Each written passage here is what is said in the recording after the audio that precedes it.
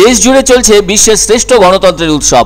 সেই ভোট উৎসবে এদিন সামিল হলেন দক্ষিণ দিনাজপুর জেলার হিলি স্থলবন্দর লাগোয়া সীমান্তের কাঁটা তারের ওপারের 11টি গ্রামের বাসিন্দারা। ফলে কাঁটা তারের ওপারের ভোটদাতার সংখ্যা 1773 জন।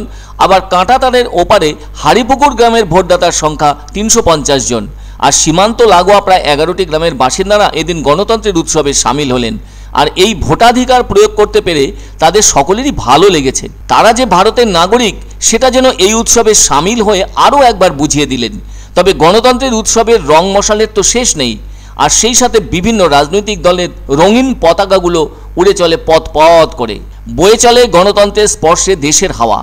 এমন উৎসব এলে শুনতে পাওয়া যায় নেতাদের ঘন ঘন চোং ফোঁকা। কেননা হিলিতেই প্রত্যন্ত গ্রামগুলিতে ভোট উৎসবের শব্দ ছাড়া আর কিছুই পৌঁছয় না।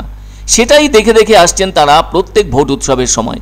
এমনটা বুঝে থাকেন হিলি ব্লকের অন্তর্গত কাঁটা তারের ওপারে থাকা শ্রীকৃষ্ণপুর গ্রামের ভারতীয় বাসিন্দারা। অদ্ভুত যেটা লাগে সেটা হলো ভারতের নাগরিক হয়েও তারা থাকেন কাঁটা তারের ওপারে।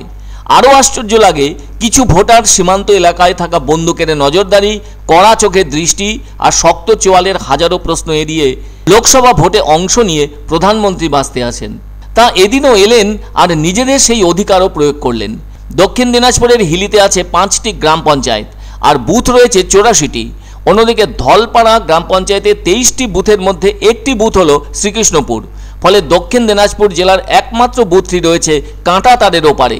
আর ভোটার সংখ্যা হাজারের ওপর। ওই বুথেই ভোটদান করে থাকেন ভারতের মূল ভূখণ্ডে থাকা সীমান্তবর্তী গ্রামের মানুষরা। এদিকে সীমান্তে থাকা বিএসএফরা তাদের যে সহযোগিতা করে থাকেন তা নিয়ে প্রশ্ন থেকেই যায়। তবুও জেলা প্রশাসন ওই বুথে এবার 100% ভোটদান করানোই লক্ষ্য হিসেবে নিয়েছে।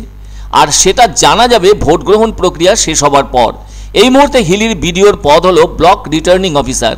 দিন কয়েক আগেও জানা গেছে ভোটার তালিকা আপডেট হয়েছে। এদিকে হিলির শ্রীকৃষ্ণপুর বুথটি তো কাঁটা তারের ওপারে।